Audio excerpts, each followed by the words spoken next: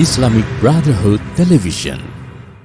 Sebuah berita sekaligus akan kita kaji bersama terkait dengan tragedi KM 50, di mana putusan pengadilan, tanda kutip saya beri nama pengadilan dagelan, atas tragedi KM 50, tapi ada keputusan menarik di mana hakim memerintahkan agar mobil 6 syuhada dikembalikan kepada pemiliknya. Nah, kemudian para pengacara kita terus bekerja dan akhirnya kemarin malam berhasil mengambil kembali mobil 6 syuhada. Mobil itu akan kita simpan dengan baik karena itu termasuk barang bukti otentik atas terjadinya tragedi KM 50, sekaligus fisik mobil tersebut akan memberikan jawaban untuk kita apa sebetulnya yang terjadi pada peristiwa tragedi KM 50. Sementara ini mobil tersebut kita letakkan ada di depan majelis ini. Ini mobil yang digunakan oleh 6 syuhada. Saudara, mobil ini akan kita simpan dengan baik karena ini barang bukti, tidak boleh kita hilangkan, tidak boleh kita musnahkan. Dan pemilik mobil ini pun sudah secara lisan sejak jauh-jauh hari menyatakan ini diberikan, yaitu untuk kepentingan perjuangan penegakan keadilan. Jadi yang punya mobil ini tidak meminta mobil ini untuk kembali. Nah, karena itu kita amankan terlebih dahulu, nanti kita akan tempatkan di satu tempat untuk terus kita simpan. Sampai kapan? Sampai digelarnya pengadilan HAM untuk menegakkan keadilan bagi para 6 syuhada insya Allah. Nah, di sini saya mau ingatkan firman Allah Subhanahu wa taala dalam Al-Qur'anul Karim, yaitu dalam surat Ibrahim ayat 42. A'udzu billahi minasyaitonir rajim. Bismillahirrahmanirrahim. Wala tahsabannallaha ghafilan amma ya'malu dhalimun. Amma ya'malu dhalimun. Innama yu'akhiruhum liyaumin tashkhasu fihil absar. Sadaqallahul azim. Luar biasa ayat ini, saudara. Masya Allah, tabarakallah. Allah menyatakan walah tahsabanallah, jangan sekali-kali kamu mengira bahwa Allah itu ghafilan, lalai, amma ya'malu zalimun, dari apa yang dilakukan oleh orang-orang zalim. Jadi Allah menyatakan dengan tegas dalam ayat ini, jangan sekali-kali kamu mengira bahwa Allah itu lalai dari apa yang dilakukan oleh orang-orang zalim. Artinya apa? Artinya di sini penegasan Allah tidak lalai. Allah tidak lalai, Allah tidak diam, Allah tidak akan biarkan orang-orang zalim dengan segala kezalimannya, saudara. Selanjutnya Allah ingatkan, innama yuakhiruhum, sesungguhnya Allah tunda mereka. Jadi kezaliman mereka enggak langsung dibalas pada hari itu juga, saudara. Allah tunda pembalasan mereka, saudara. Sampai kapan? Liyaumin, yaitu untuk suatu hari nanti, tashkhasu fihil absar, di mana mata-mata manusia semua akan terbelalak. Maksudnya apa? Maksudnya di hari itu Allah buka segala kenyataan, fakta dan kebenarannya. Sampai nanti orang semua terbelalak, oh begitu zalimnya, oh begitu jahatnya, oh begitu bejatnya, oh begitu bobroknya, ditelanjangi oleh Allah Subhanahu wa taala. Ya, banyak ahli tafsir menafsirkan ayat ini berkaitan dengan pengadilan akhirat, pengadilan Allah di hari akhir nanti, saudara. Tapi jangan lupa, saudara, bahwa pembalasan Allah sering terjadi di dunia sebelum di akhirat. Nah, karena itu saudara nggak usah kaget kalau ada satu peristiwa kezaliman di hari itu Allah belum buka Tapi di hari-hari berikutnya Allah buka satu persatu ya ikhwan. Ini belum di akhirat nih, baru di dunia. Allah buka satu persatu dan betul begitu dibuka kita terbelalak kaget. Oh begitu. Oh ternyata zalim. Oh ternyata bejat. Oh ternyata bobrok. Oh ternyata lebih jahat dari yang kita kira. Subhanallah. Sadaqallahul azim. Maha benar Allah dengan segala firman-Nya. Nah, maka itu di sini saya mau sampaikan ya ikhwan. Mobil 6 syuhada yang hari ini ada di hadapan kita semua. Yang hari ini ada di tempat kita ini fisiknya saudara. Insya Allah akan kita simpan dengan baik sampai keadilan ditegakkan. Karena saat pengadilan HAM digelar nanti, mobil 6 syuhada ini menjadi bukti penting yang tak terbantahkan. Insya Allah. Mobil 6 syuhada ini menjadi bukti penting tentang kebejatan dan kejahatan serta kesadisan geng KM50 yang dipimpin oleh seorang jenderal dan melibatkan Satgasus Polri, saudara. Nah, jadi ini sudah menjadi fakta dan sudah menjadi rahasia umum, semua orang tahu. Alhamdulillah. Nah sekarang mari kita kaji ya. Apa urgensi daripada fisik mobil 6 syuhada ini secara hukum? Kita bicara secara hukum. Mobil 6 syuhada ini secara hukum menjadi bukti otentik tentang adanya satu, adanya unlawful killing, yaitu pembunuhan di luar hukum atau pembunuhan tidak sah secara hukum yang dilakukan oleh aparat negara. Jadi kalau ada aparat negara melakukan pembunuhan di luar hukum secara tidak sah, semena-mena, itu disebut unlawful killing. Istilahnya unlawful killing ya ikhwan. Dan unlawful killing itu pelanggaran HAM. Jadi bukan pembunuhan biasa ya ikhwan. Kalau ada warga bunuh warga, ribut, berkelahi tentang sesuatu, itu pembunuhan biasa. Tapi kalau aparat negara menggunakan kewenangannya untuk membunuh warga sipil tanpa proses pengadilan yang sah, saudara, ini namanya unlawful killing dan itu termasuk pelanggaran HAM. Yang kedua, saudara, mobil 6 syuhada ini juga secara hukum menjadi bukti terjadinya extrajudicial killing. Apa itu extrajudicial killing, saudara? Yaitu pembunuhan di luar hukum atau tanpa putusan pengadilan yang dilakukan secara sengaja serta dilakukan atas perintah jabatan dengan melibatkan pejabat negara, saudara. Ini disebut extrajudicial killing. Ini juga pelanggaran HAM. Dan dua-dua ini ada pada peristiwa tragedi KM50 dan fisik mobil 6 syuhada menjadi bukti otentik yang tidak terbantahkan.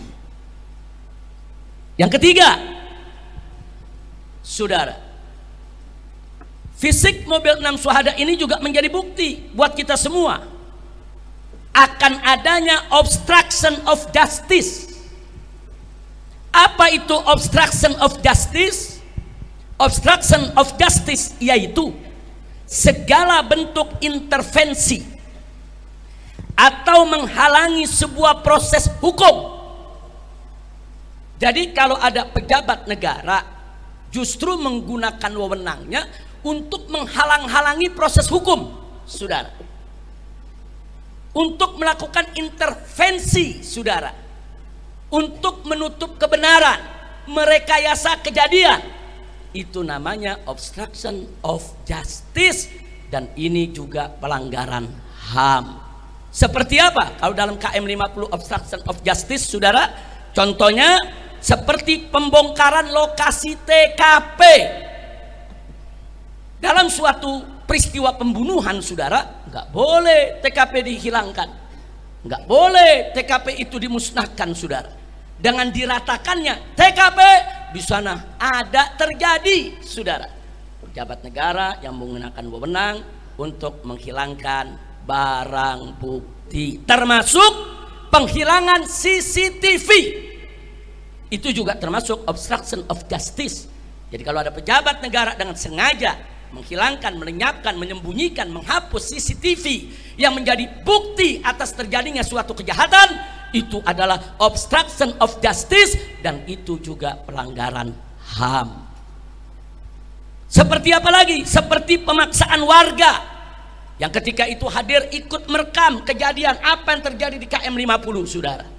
Kemudian dipaksa untuk menghapus isi rekamannya. Itu juga merupakan, saudara, aparat menggunakan wewenang untuk menghilangkan barang bukti. Nah, kenapa harus dihapus?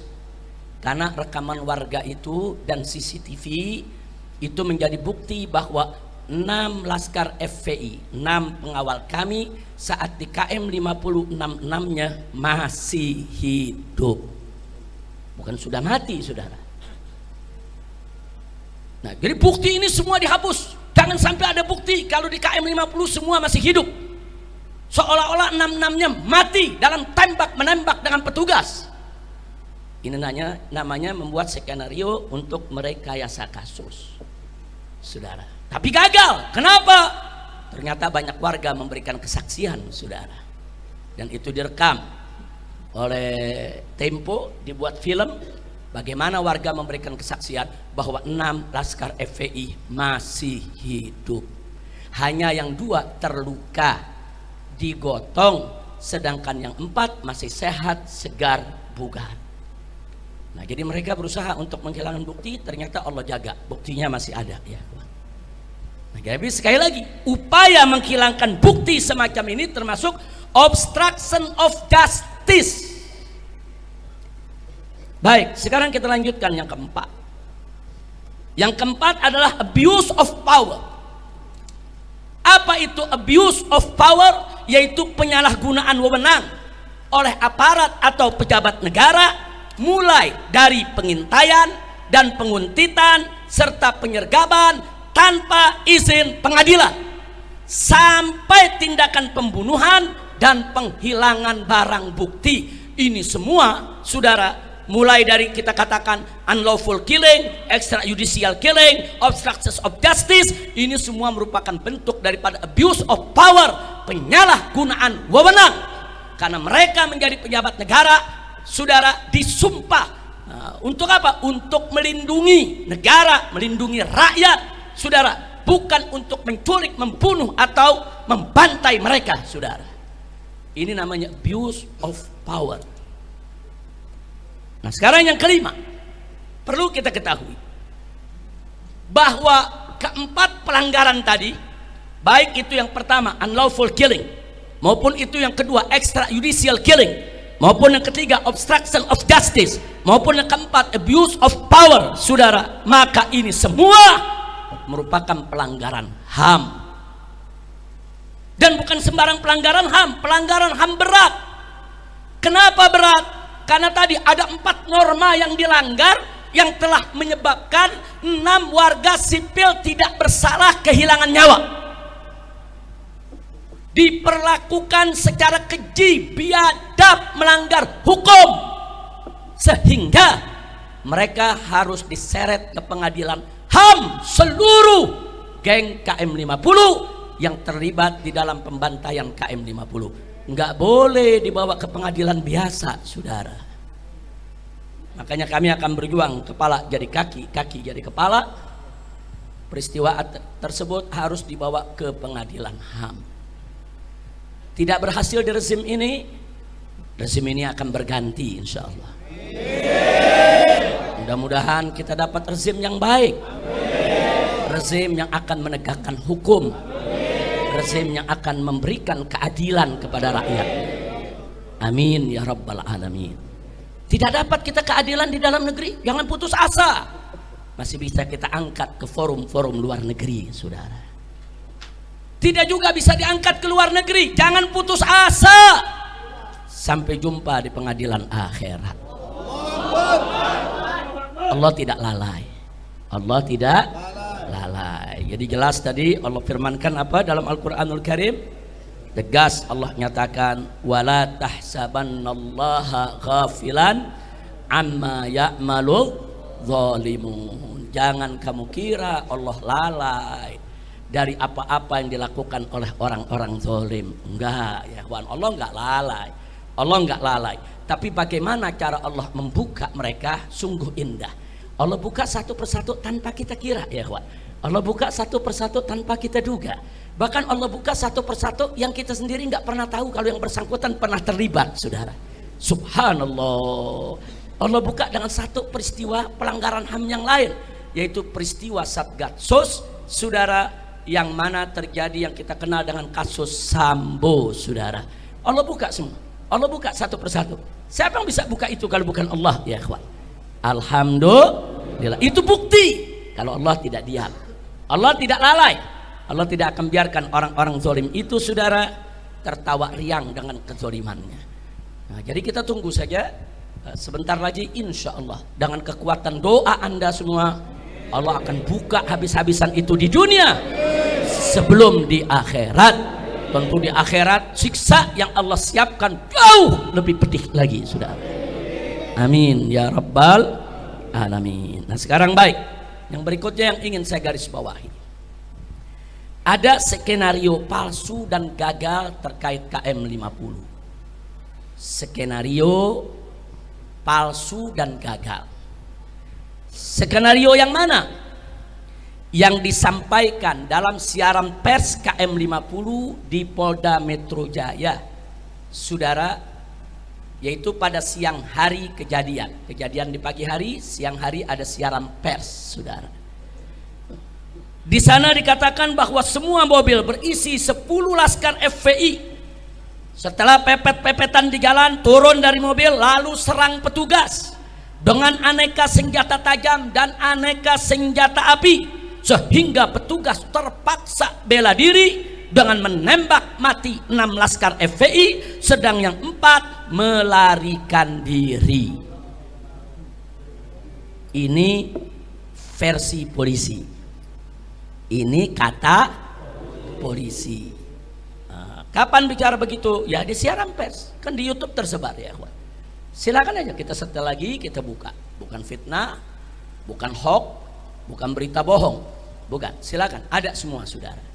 Jadi skenarionya, jadi mobil FPI ini pepet-pepetan dengan mobil petugas, kemudian berhenti, ada 10 orang turun pakai senjata menyerang petugas.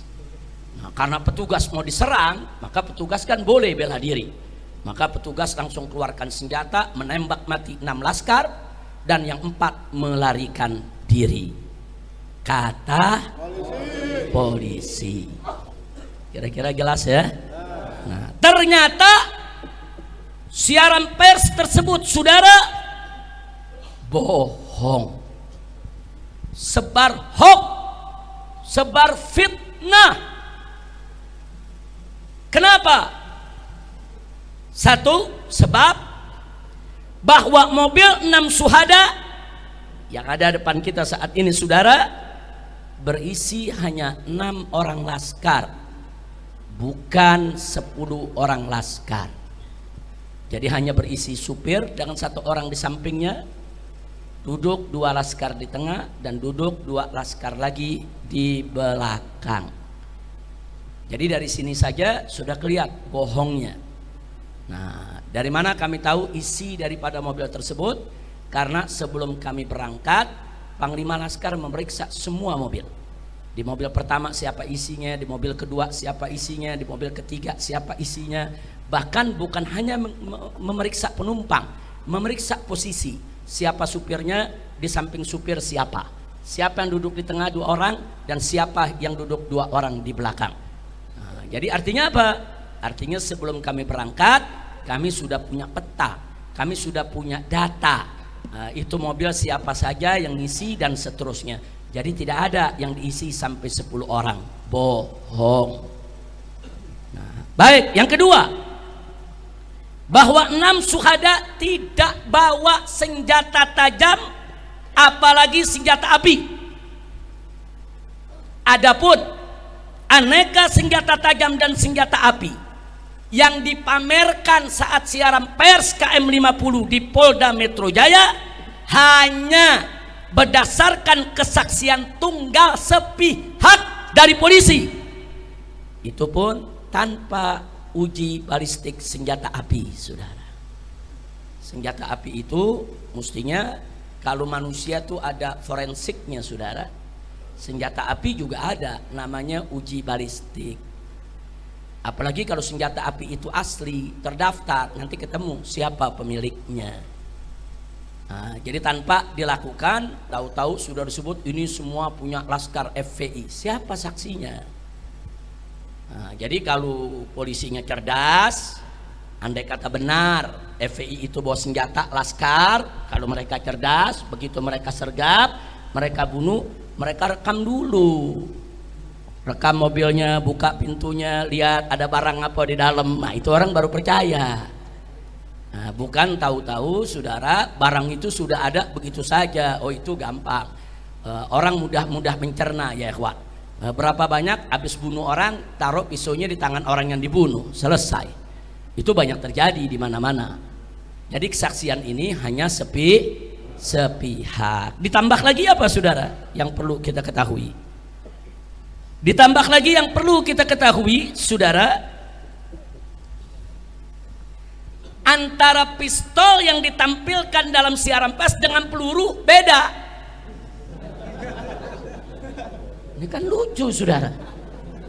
Pistolnya revolver yang berisi 6 peluru itu, ya ikhwan, pelurunya orang tahu.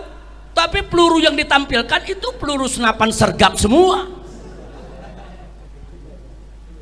Apa memang FPI punya ilmu? Pistol revolver pakai apa aja bisa. Atau Laskar FPI punya ilmu, mungkin pistol mana saja pakai batu pun bisa. Nah, jadi cerdaslah. Ngebohong itu kan perlu cerdas juga, ya ikhwan. Iya, ngebohong juga perlu cerdas. Ini udah ngebohong bodoh lagi. Kira-kira jelas? Ada lagi. Waktu siaran pers dikatakan ini senjata api asli, ditunjukkan. Besoknya berubah, katanya senjata rakitan. Ada, kita simpan. Itu bukti siaran pers semua kita simpan, ya. Hari berikutnya berubah lagi. Enggak, ini senjata asli polisi yang dirampas oleh Laskar. Jadi pertama dibilang senjata asli milik Laskar. Besok berubah senjata rakitan milik Laskar. Begitu diprotes oleh netizen, berikutnya lagi berubah lagi. Katanya senjata asli milik polisi dirampas Laskar. Luar biasa. Saya mau tanya, kita pakai akal yang sehat lah. Saya mau tanya, saudara, akal sehat bisa terima itu? Bisa terima itu? Masuk bisa berubah-ubah? Kan dari hari pertama kan udah ketahuan itu asli atau bukan. Kenapa bisa dirubah-ubah? Kenapa dirubah? Karena kalau dikatakan asli nggak sesuai dengan skenario, jadi perlu rakitan. Ternyata rakitan kurang pas juga sama skenarionya. Oh, kalau gitu ini dirampas saja supaya nanti cocok sama cerita. Nah, ini namanya cocokisme atau cocokiologi. Ilmu mencocokkan supaya bohongnya kelihatan benar. Kira-kira jelas ya? Tahu cocokiologi, tahu ya? Nah, baik. Selanjutnya, saudara, bahwa fisik mobil 6 syuhada, nanti selesai pengajian Anda bisa lihat dan periksa sendiri, tapi jangan disentuh ya. Jangan disentuh, jangan dibuka pintunya. Karena di mobil ini luar maupun dalam ini banyak barang-barang bukti yang harus kita amankan. Tolong jangan dibuka. Nanti Laskar tolong dijaga. Mau lihat, mau foto, mau videokan, silakan. Nanti Anda lihat sendiri, saudara, di mobil ini kaca depan ada 2 lubang peluru besar. Terus bodi samping tidak kurang dari 3 lubang peluru. Kemudian itu samping kanan, di samping kiri juga ada beberapa lubang peluru. Artinya apa? Artinya mobil ini disergap, saudara, dari depan, dari samping kanan, samping kiri, dan belakang. Jadi ditembak dari depan, ditembak dari samping kanan, ditembak dari samping kiri, saudara, dan ditembak dari belakang, serta dua bannya diledakkan, saudara. Nah, makanya kalau Anda lihat nanti dua rodanya sebelah kiri itu sudah pecah, ya ikhwan. Ini namanya penyergapan. Dari mana datangnya, saudara? Terjadi tembak menembak, terjadi FPI melarikan diri, ini disergap, dibunuh. Nah, pada saat penyergapan tersebut ada dua laskar yang terluka. Yang pertama yang duduk di samping supir. Nah, ini masih ada pertanyaan, apakah karena peluru dari kaca depan atau peluru dari samping kiri masuk, saudara, karena pelurunya dari mata tembus ke leher dan bola matanya keluar. Nah, jadi masih ada pertanyaan, kalau peluru dari depan bola mata biasanya pecah, tapi kalau peluru dari belakang kepala menembus, mendorong mata keluar, bisa jadi itu datangnya. Tapi belum bisa kita buktikan, ini kan mesti ada uji forensik, ya kawan. Ini dari mana? Tapi yang jelas yang duduk di samping supir sebelah kiri, bola mata kirinya keluar sehingga dia sekarat. Nah, dia sudah antara sadar dengan tidak sadar diri karena peluru tersebut. Hanya satu peluru menembus sampai ke mata. Nah, sementara yang satu lagi korban yang duduk di belakang supir, itu ada lubang peluru memang cukup besar di samping sebelah kanan, itu mengenai pahanya, tembus, saudara. Dua orang ini mengalami pendarahan. Nah, karena di daerah paha itu ada urat besar, itu kalau udah mengeluarkan darah nggak gampang terhenti, saudara. Jadi kedua korban ini dibawa ke KM 50 masih hidup dalam keadaan terluka dan darah terus keluar tanpa dihentikan. Nah, itu yang perlu kita tahu, ya ikhwan.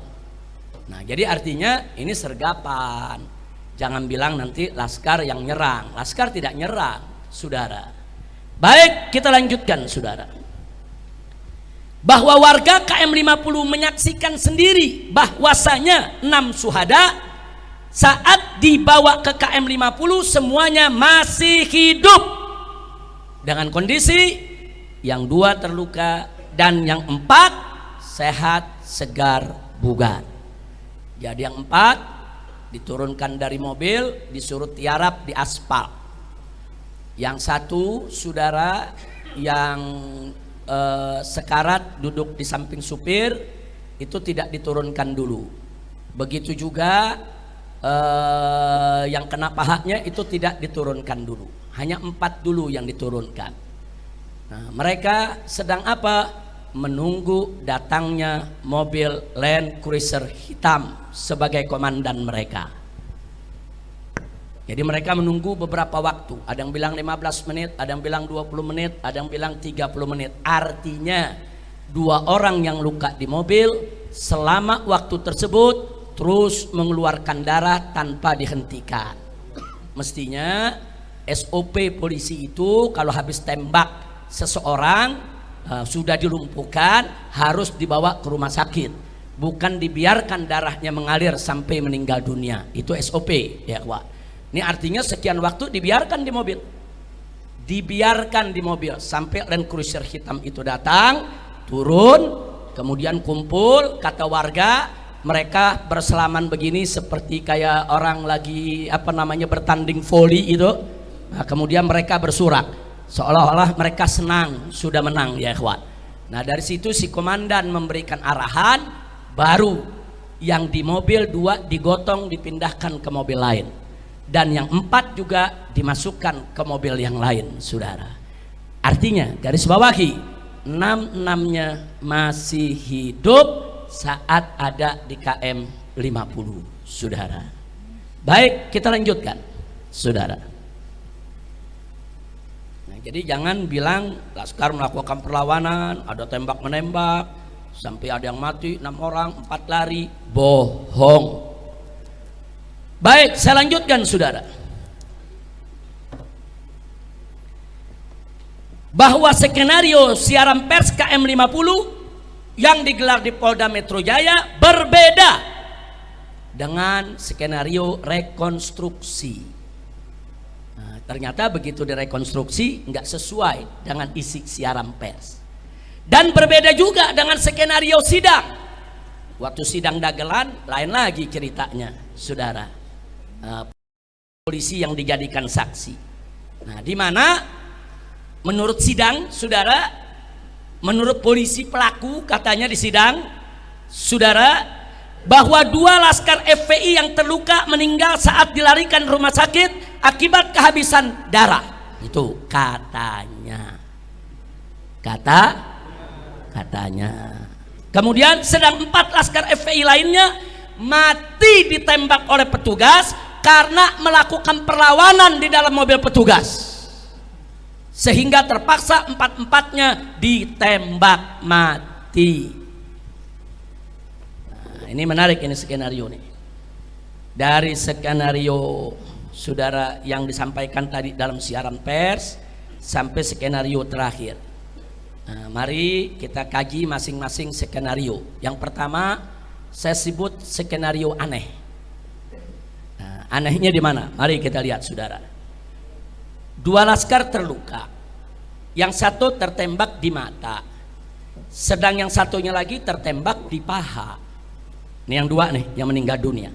Yang katanya kehabisan darah, saudara.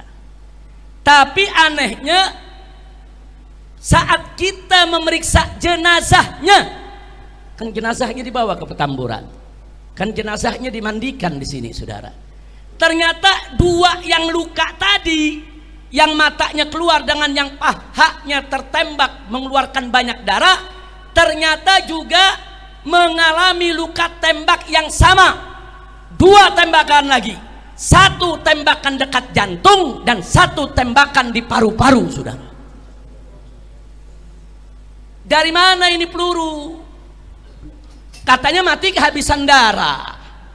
Kalau betul dia luka kemudian dibawa ke rumah sakit mati kehabisan darah, nggak ada lagi dong peluru di jantung, nggak ada lagi dong peluru di paru-paru. Ini peluru di jantung dan di paru-paru dari mana datangnya?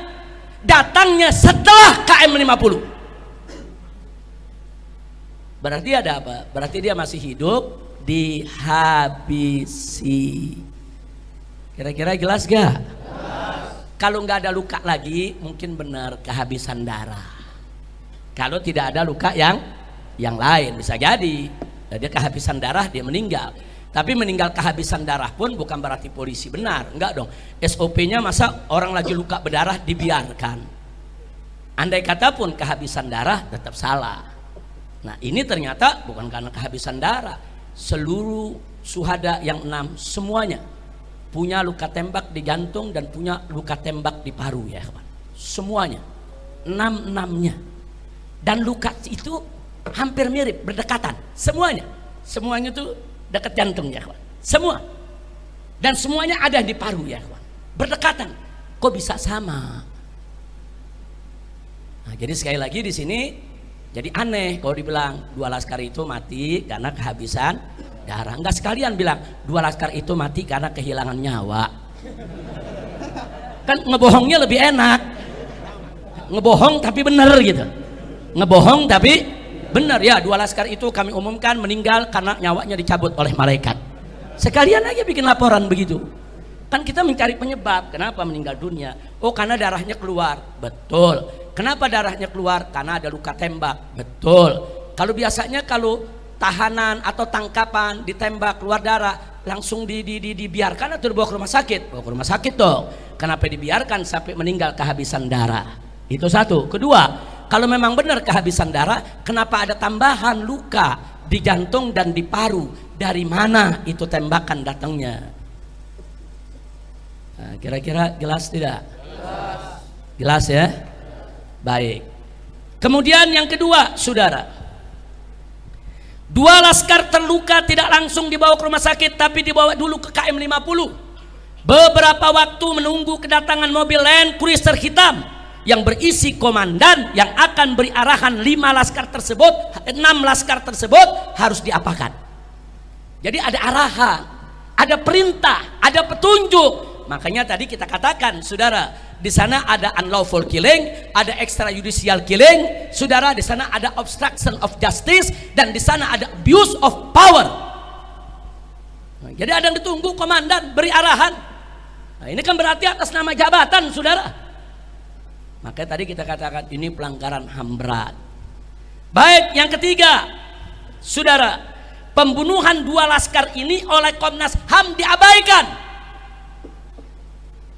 Sangat kita sesalkan, diabaikan soal 2 laskar yang meninggal dunia ini oleh Komnas HAM. Bahkan oleh polisi, kedua korban tersebut dijadikan sebagai tersangka penyerangan petugas. Lalu dalam sidang dagelan KM 50, soal 2 orang ini tidak diungkap lagi, saudara. Makanya sidang dagelan KM 50 hanya mengadili soal pembunuhan terhadap 4 laskar. Nah, kenapa yang 2 tidak diungkap? Karena mereka takut kalau yang 2 diungkap ketahuan. Nah, kalau mereka bilang ini karena luka tembakan di mata dan paha, lalu dari mana itu luka tembakan di jantung dan di paru? Kalau dikatakan oh itu luka sudah ada dari sebelumnya, oh kalau luka dari ada sebelumnya, kenapa kedua-duanya masih hidup di KM 50? Masih hidup di KM 50. Banyak saksi yang datang, saudara, banyak saksi yang memberikan yaitu kesaksian. Nah, karena takut kebongkar, ini ditutup. Komnas HAM tidak mengupas, pengadilan tidak menyidangkan. Makanya saya sebut skenario aneh yang gagal.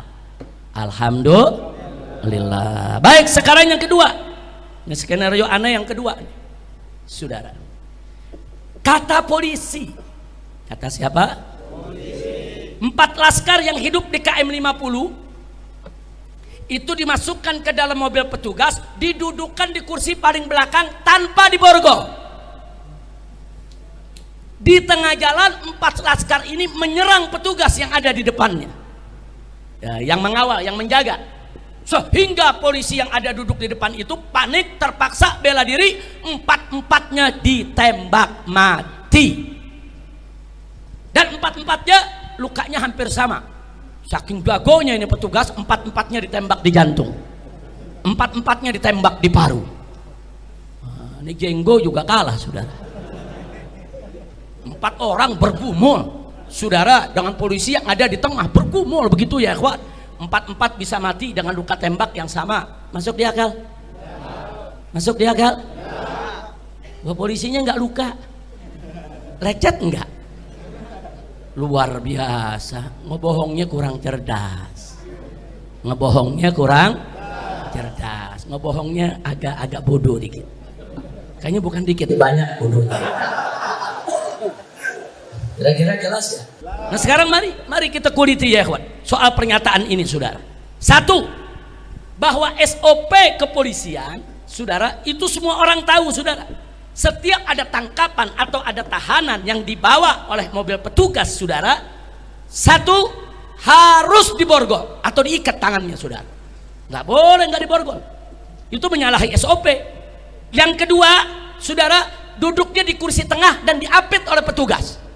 Nggak boleh duduk di samping supir, nggak boleh duduk di belakang, saudara, di belakang petugas, nggak boleh, berbahaya dong, bisa menyerang petugas.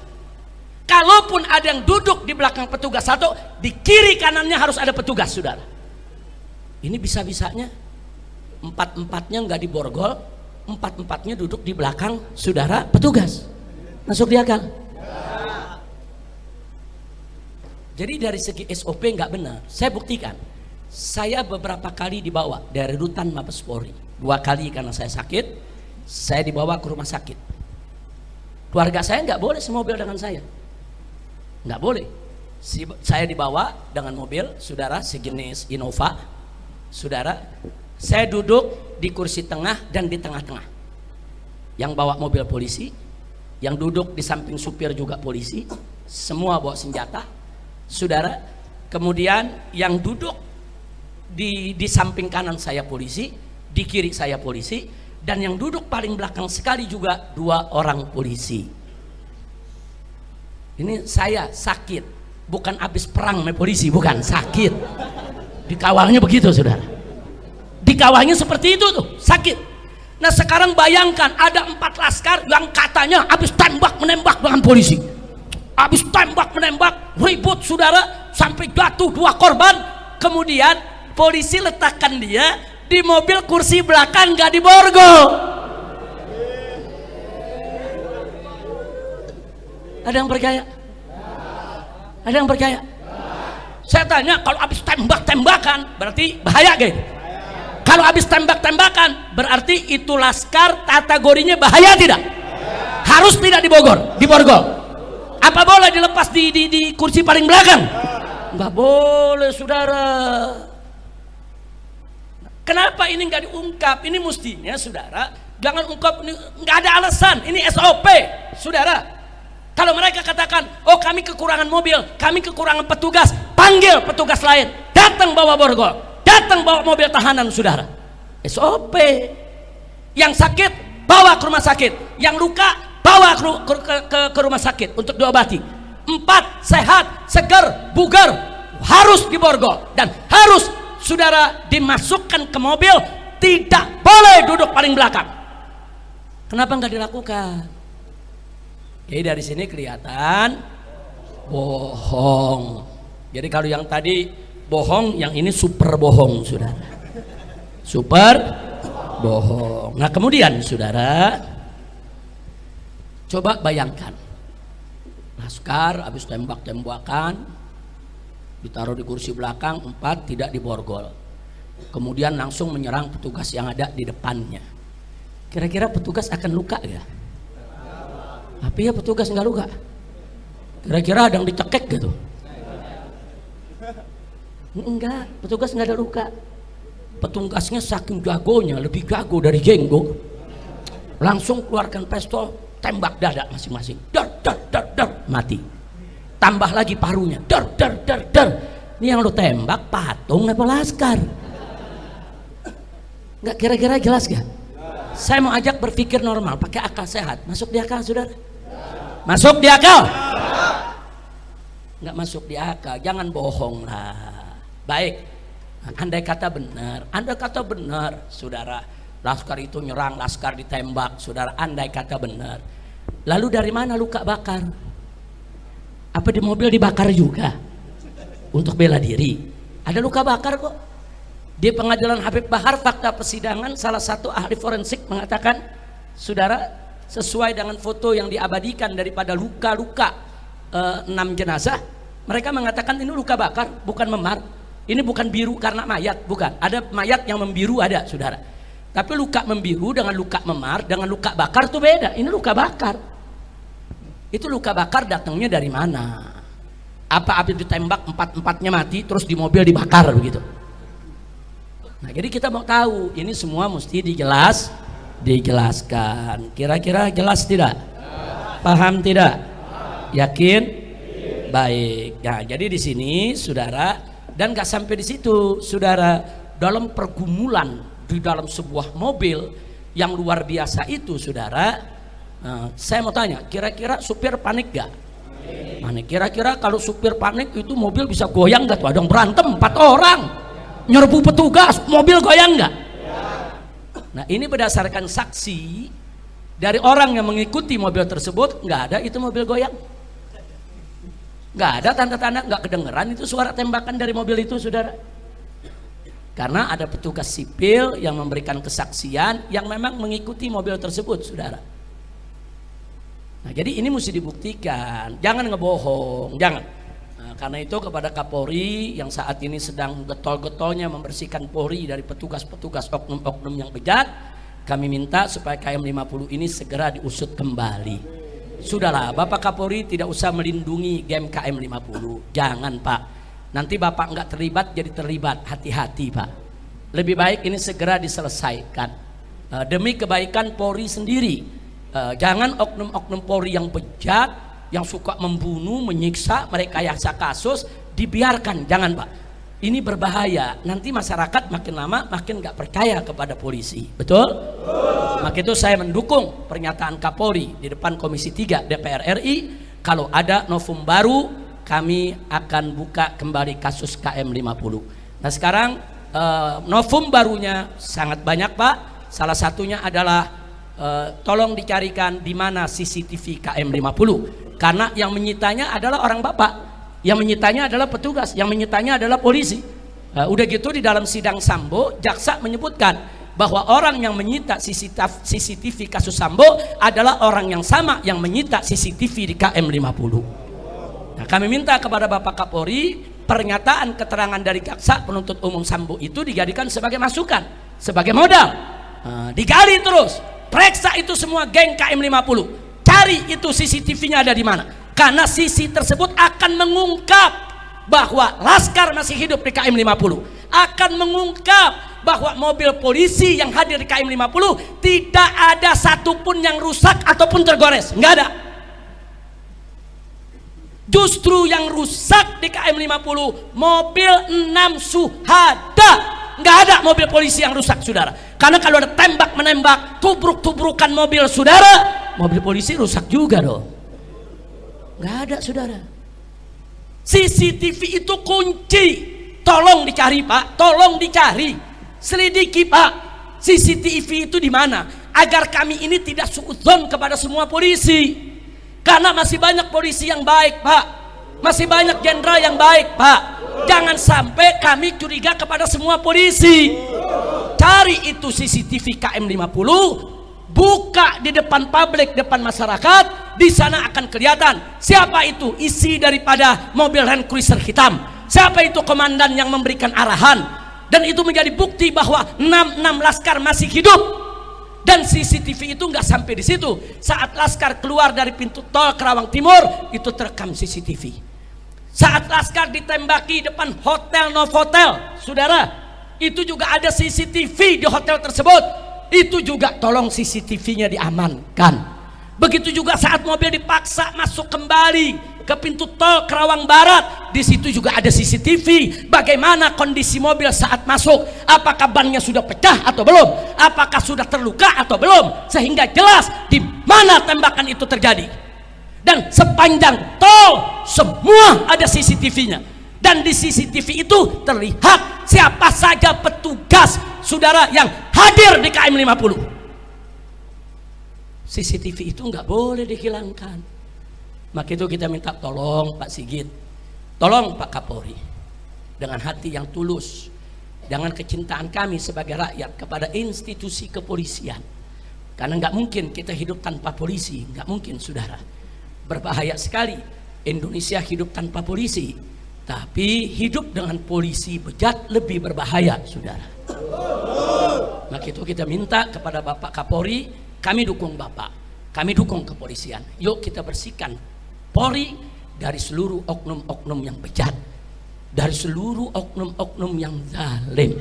Nah, kami tidak mau menuduh Pak. Baik, kita nggak usah nuduh Pak. Ayo kita keluarkan aja CCTV-nya. Nanti kan ketahuan Pak, siapa yang terlibat di situ. Siapa itu yang ada di Land Cruiser hitam. Berapa sih Land Cruiser hitam itu nomor seri polisinya? Ada kok di CCTV Pak.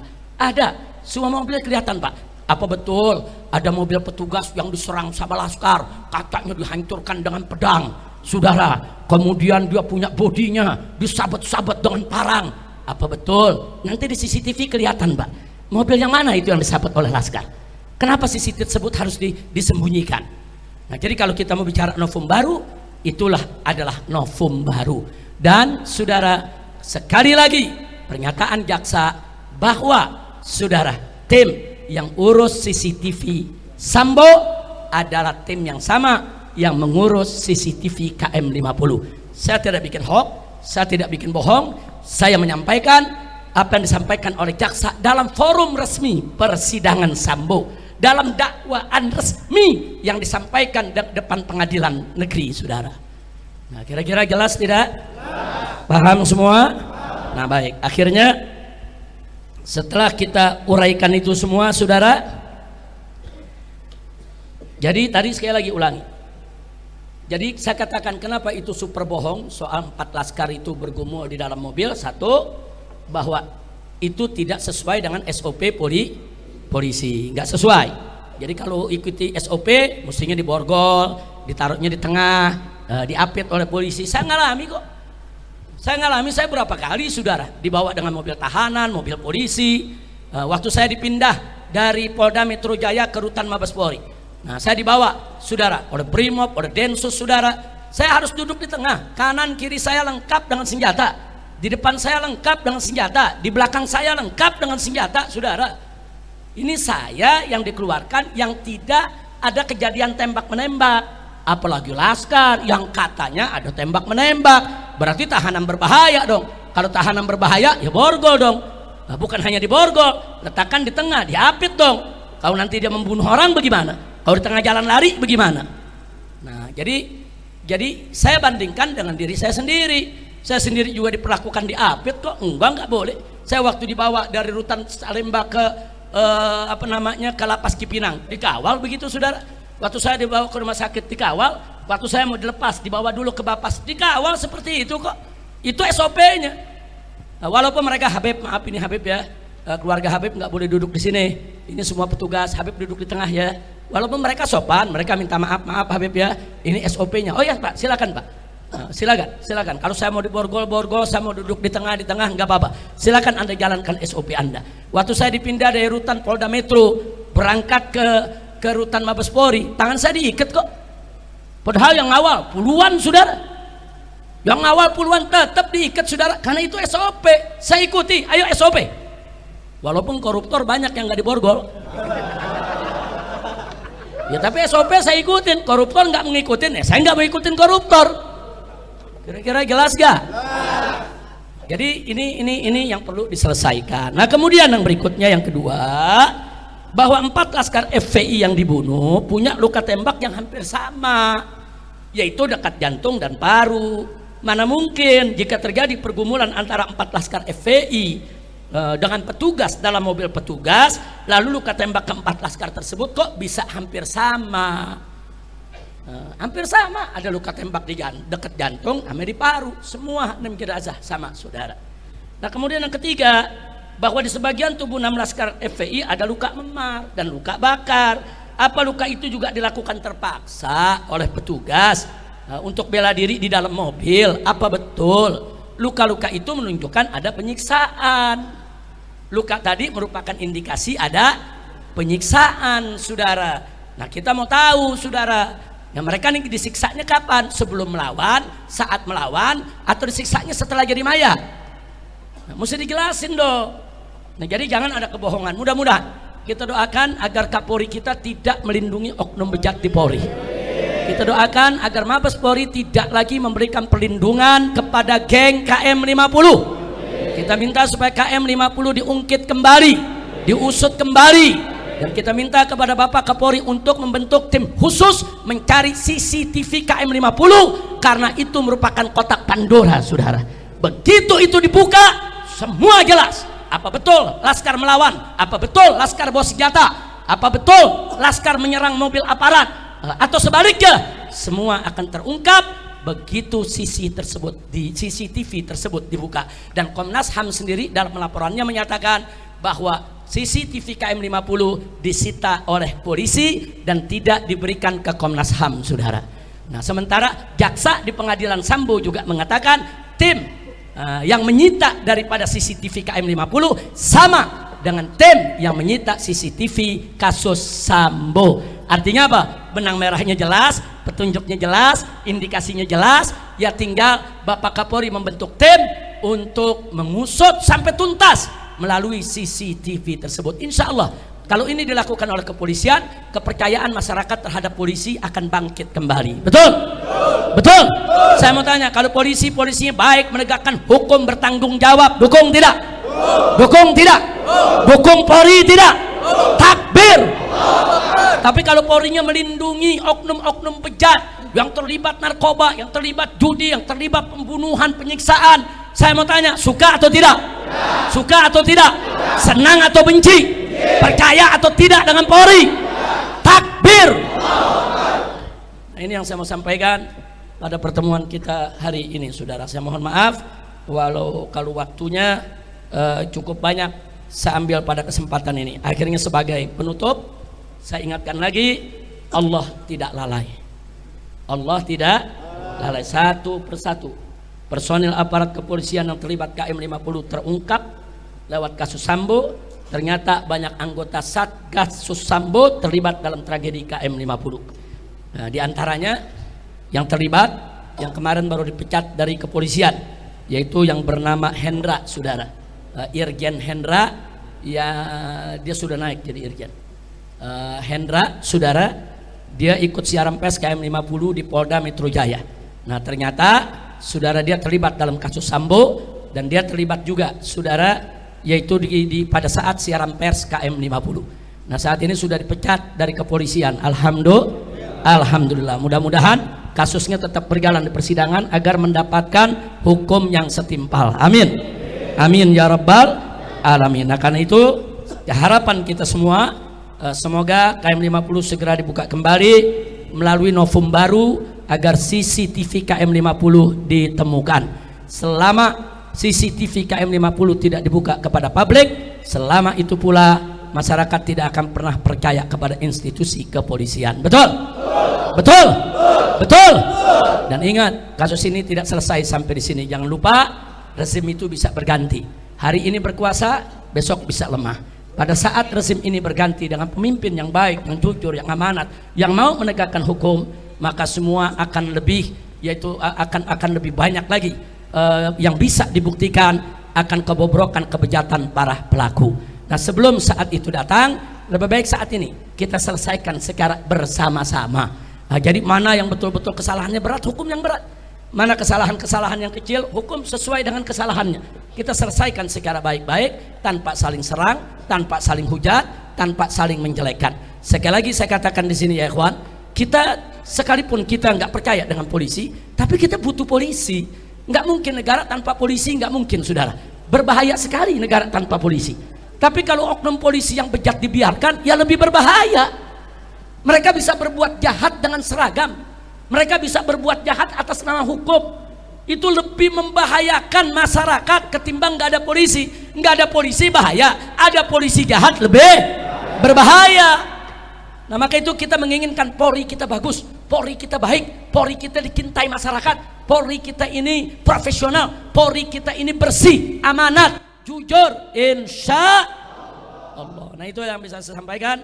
Mudah-mudahan insya Allah barakah buat kita semua. Amin ya rabbal